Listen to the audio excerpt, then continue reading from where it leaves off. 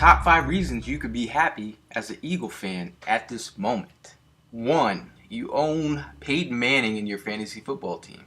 2. You own Wes Welker in your fantasy football team.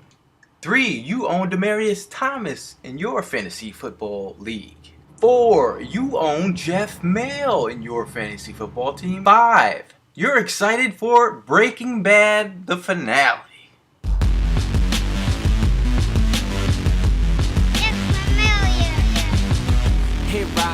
Here I am, it's the on-campus kingpin. Yes, Eagle Sessions, Gayle Saunders, SkinnyPost.com. We're talking Big L served up by the Denver Broncos.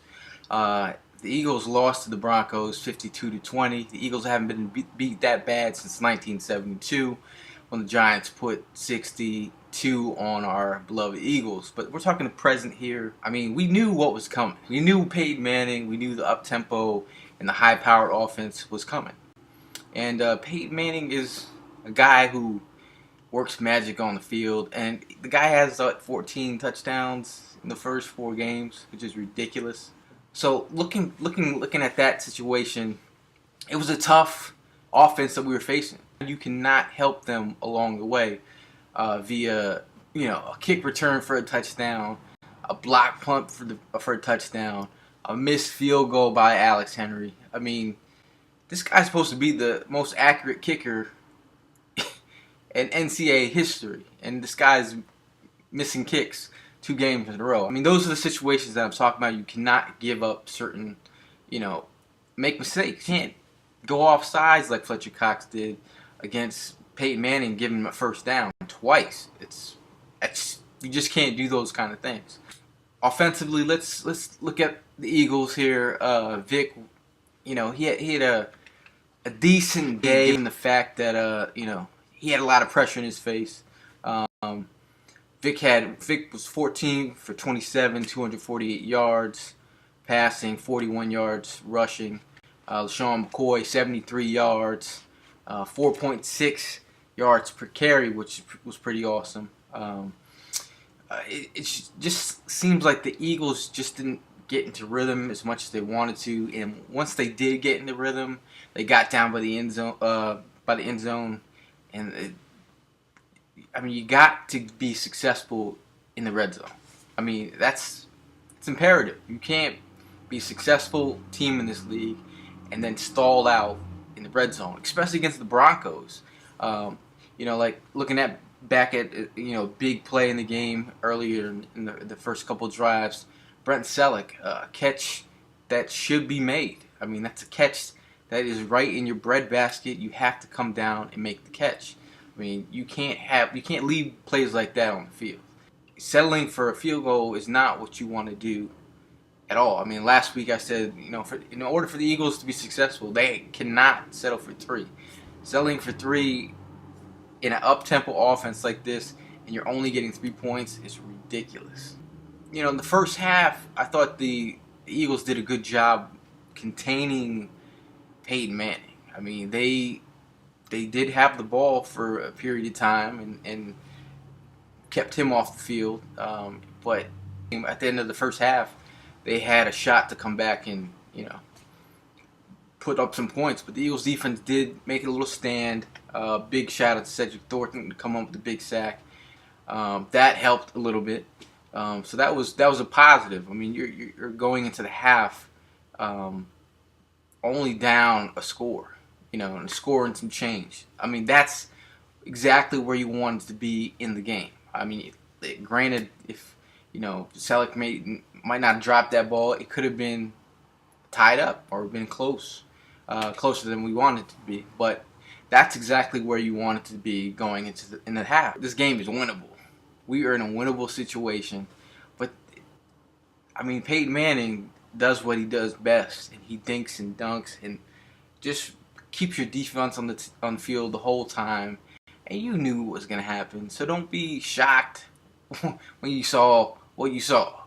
If you have not been watching Peyton Manning the last 3 weeks before this game, you're missing out on that is football. That is football played at its best when a quarterback can take over a game, know exactly where everybody's on the field, call out every single blitz that's coming, change plays in split seconds. He has the whole offense at the tip of his fingers. we would have to play the best defense we've ever played to shut down Manning, and it just got ugly in the second half. I mean, I can dissect plays here and there, but it is what I thought it was going to be. I really didn't think we had a shot to, I thought we had a shot to maybe contain and hopefully make it close by putting up some points, but that didn't happen. I mean, besides, McCoy had a couple runs here and there. Bryce Brown had a huge play on that screen pass. Our offense needs to create separation. Deshaun Jackson is the only receiver basically on this roster that creates separation.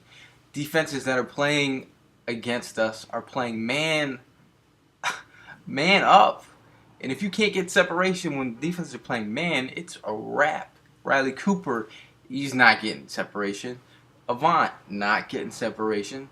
Selleck is getting open in the middle of the field, but he's not reliable enough to, catch the rock. I mean, that's being honest here. Ertz made a couple plays, but he's not as reliable as we'd like him either. So who on this offense, speaking receiver-wise, are we going to go to besides Deshaun Jackson? Because, you got to help Vic out. I mean, offensively, on the offensive line. On the offensive line, they didn't do a good job helping out Michael Vick be successful today.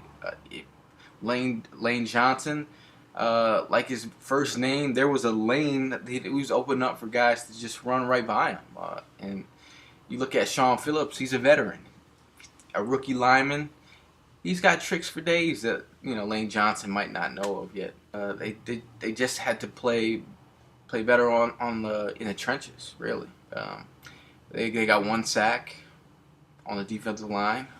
Cedric Thornton came through on that one play, but really they didn't come up with any turnovers. Really didn't pressure Manning in any situation. There's just plays that like Earl Wolf lined up on the goal line in the first scoring drive over there. If you see Wes Welker by the goal line and he's on your outside shoulder, he's probably going to run a 9-yard out. I mean, that's just film study right there. I mean, you have to pay attention to Wes Welker. I mean, you have to pay attention to everyone on that offensive unit for the Broncos. So it is what it is. Now, the best thing that the Eagles can do is put this game in the back of their minds and move on. When you think about it, the next 5 opponents for the Eagles are the New York Giants, who are 0-4. Yes, the Giants are 0-4.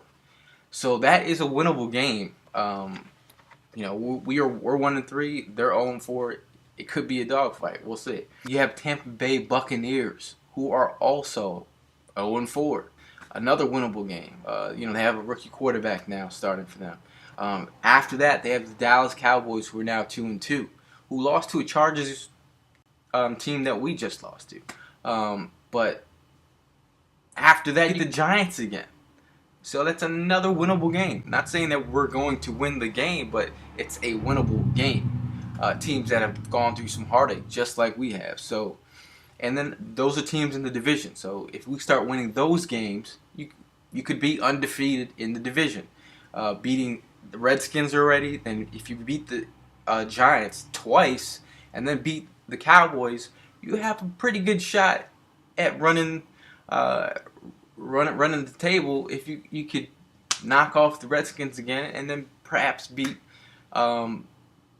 the Cowboys, and it's maybe the rest of the other teams in the division get a win on the Cowboys. So think about that. That is the positive, and that's what I'm going to leave you with right there. Because other than that, what can you say about this game? The game was pretty ugly. You just got to move on. So on that note, Eagles fans, love to hear what you have to say. what could we have done better? I just think Peyton Manning is pretty damn special. He's a special talent, and big props to the Denver Broncos. They really, I mean, they put the hammer on our Eagles.